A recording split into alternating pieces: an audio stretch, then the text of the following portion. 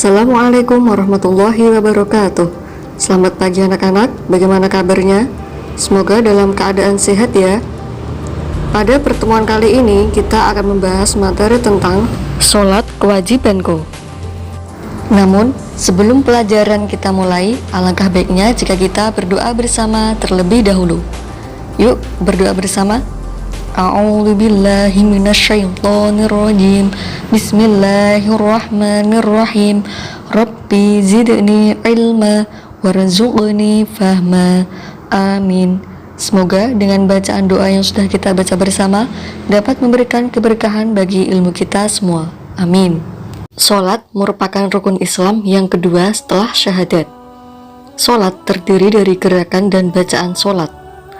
Salat diawali dengan takbiratul ihram dan diakhiri dengan salam. Perintah salat diberikan kepada Nabi Muhammad SAW untuk disampaikan kepada umatnya saat peristiwa Isra Mi'raj. Perintah salat dijelaskan bersamaan dengan perintah untuk berkurban. Salat dibagi menjadi dua macam menurut hukumnya, yaitu salat wajib dan salat sunnah. Salat wajib lebih utama dikerjakan secara berjamaah, sedangkan sholat sunnah lebih utama dikerjakan di rumah secara munfarid atau sendirian. Sholat wajib maupun sholat sunnah merupakan sarana berkomunikasi dan mendekatkan diri kepada Allah. Sholat dapat mencegah perbuatan keji dan munkar. Kemudian beberapa hikmah sholat yaitu: yang pertama, selalu mengingat kepada Allah SWT. Yang kedua, sebagai sarana mendekatkan diri kepada Allah. Yang ketiga, melatih disiplin waktu. Yang keempat, membiasakan diri hidup bersih. Dan yang kelima, melatih hidup tertib dan teratur. Sholat juga harus dikerjakan dengan khusyuk. Badan, pakaian, dan tempat yang kita gunakan untuk sholat pun harus bersih dan suci. Sholat merupakan keserasian antara gerakan dan bacaan sholat. Gerakan sholat harus dilakukan dengan tumak ninah. Artinya, setiap pergantian gerakan hendaknya berhenti sejenak. Coba kalian perhatikan beberapa gerakan sholat berikut. Yang pertama adalah gerakan berdiri tegak menghadap kiblat bagi yang mampu. Sholat wajib didirikan dengan berdiri tegak bagi yang mampu.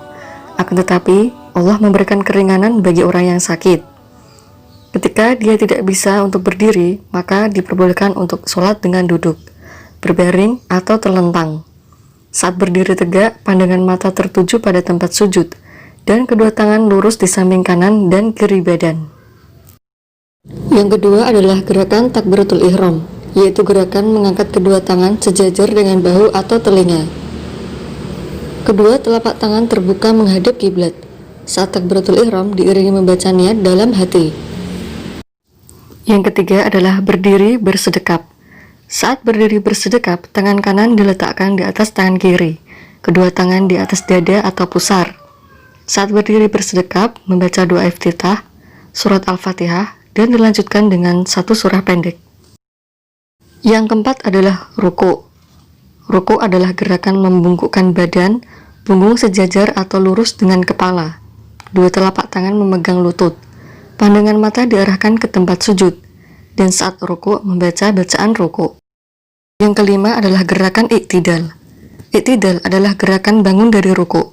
Posisi badan tegak lurus, kedua tangan lurus di sisi sebelah kiri dan kanan badan, seperti posisi berdiri tegak. Sebelum takbiratul ihram, pandangan diarahkan ke tempat sujud. Ketika iktidal, membaca Sami'allahu liman hamidah dan bacaan iktidal. Yang keenam adalah gerakan sujud. Sujud adalah gerakan menempatkan wajah ke tempat sujud. Saat sujud, dahi, kening, kedua telapak tangan, lutut, dan jari kaki harus menyentuh lantai. Yang ketujuh adalah gerakan duduk di antara dua sujud, atau yang bisa disebut dengan iftirosh. Duduk iftirosh adalah gerakan duduk di atas telapak kaki kiri. Kedua tangan di atas paha, telapak jari kanan menempel di lantai. Yang kedelapan adalah duduk tasyahud awal. Gerakan ini sama dengan duduk iftirosh. Tangan kanan di atas paha kaki kanan, jari telunjuk menunjuk ke arah kiblat. Duduk tasyahud awal dilakukan hanya saat sholat zuhur, asar, maghrib, dan isya. Yang kesembilan adalah duduk tasyahud akhir atau tawaruk, yaitu gerakan duduk di mana telapak kaki kiri diletakkan di bawah kaki kanan. Telapak kaki kanan ditegakkan, pantat diletakkan di lantai, jari-jari kaki kanan menekan ke lantai.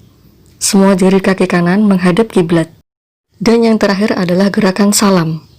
Salam adalah gerakan menoleh sampai ke arah belakang sambil membaca bacaan salam ke arah kanan dan ke kiri.